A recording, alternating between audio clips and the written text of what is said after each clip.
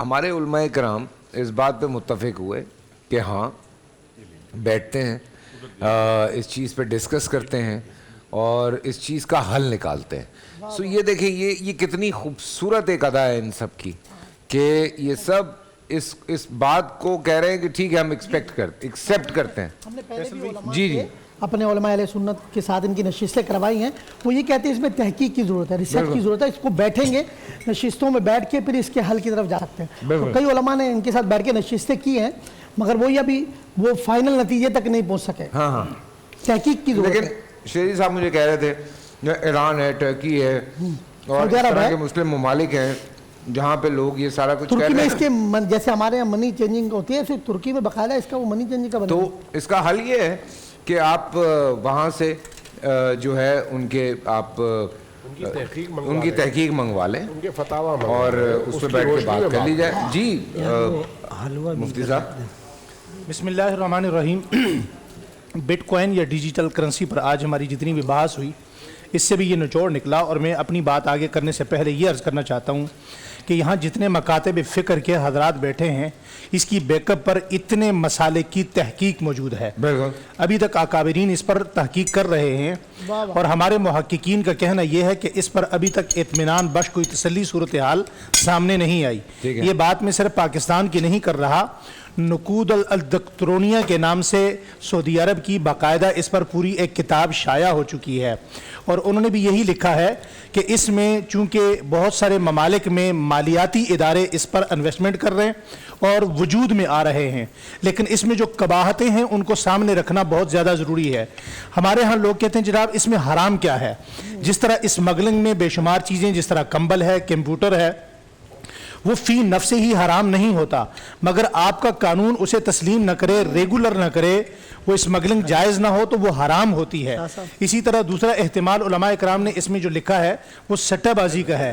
تیسری سب سے بڑی اہم چیز جو ہے وہ ہمیں پیپر کرنسی کی طرح یہاں بھی جو ہمارے کرنسی کے گیم چینجر ہیں وہ بٹ کوائن کی طرف لا رہے ہیں. اور آپ اس میں سب سے جو خطرے والی بات ہے, حضرات سے توجہ چاہوں گا میں, جو سب سے خطرے والی بات ہے وہ یہ ہے کہ اس میں شیوع نہیں ہے, پھیلاؤ نہیں ہے. جب پھیلاؤ نہیں ہوگا, حلوہ آ رہا ہے آپ کی طرف, سوری, جب اس میں شیوع نہیں ہوگا, پھیلاؤ نہیں ہوگا, تو جتنی بھی ہماری اسلامی ممالک کی دشمن طاقتیں ہیں وہ کب چاہیں گی کہ کمزور ممالک مضبوط ہو کر ہمارے دست و نگر ہو جائیں. اس میں سب سے بڑی قباحت یہ ہے کہ ابھی تک کسی ملک نے بھی اس کو as a currency, as a مالیت اس کو تسلیم نہیں کیا.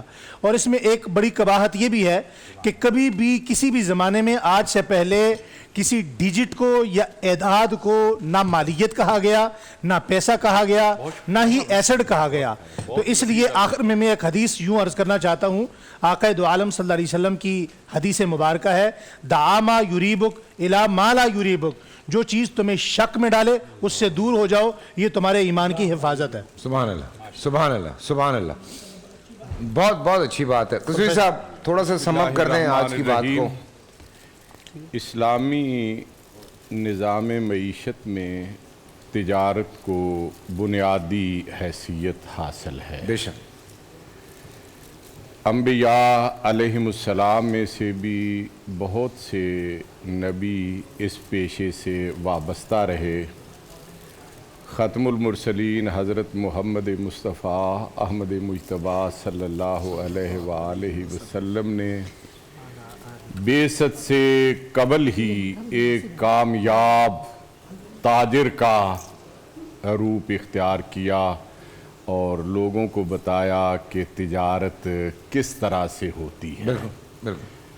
تو تجارت یہ انبیاء کا پیشہ ہے, اور انبیاء کی طرف جس چیز کی نسبت ہو جائے وہاں ایقان کا ہونا از حد ضروری ہے. شکوک و شبہات سے دور رہنا بھی اسی طرح لازم ہے.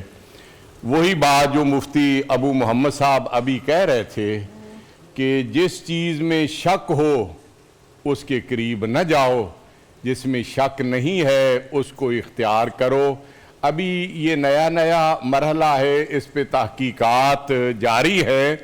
جب تک مکمل تحقیقات نہیں ہو جاتی اور اسے کوئی مضبوط यानी सरमाया करने वाले को कोई मजबूत तहफ़्फ़ुज़ नहीं मिल जाता, वाह, वाह। उस वक़्त तक उसके जवाज़ का फतवा नहीं दिया। सुभान अल्लाह। मेरी मुफ्ती सुभान साहब से भी बात हुई, वो भी यही कह रहे हैं कि हमने पूरी रिसर्च की है इस पे, हम उस पे अभी और काम कर रहे हैं।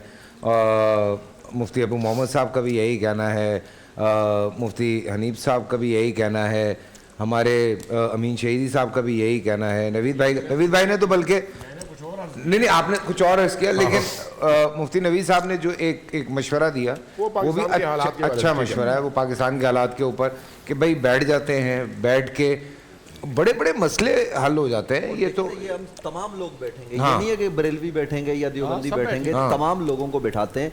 वकार ज़का साहब हैं या इस तरह के जो दीगर हजरात हैं वो आ जाए, हम इसका इंतजाम कर लेते हैं। ठीक है। और वहाँ बैठकर पहले हम उनकी देखें, ये टीवी प्रोग्राम है आधे घंटे का, घंटे का, इसमें वकार इसमें ज़का तो हमें साहब बीच कितनी में बात ब्रेकें भी करेंगे, लेनी हम पड़ती कितना हैं, जवाब आधी बात देंगे, समझ नहीं ब्रेक भी आती। है, इसमें हलवा भी मौजूद है, सब कुछ है, तो ये बड़े मसाइल है।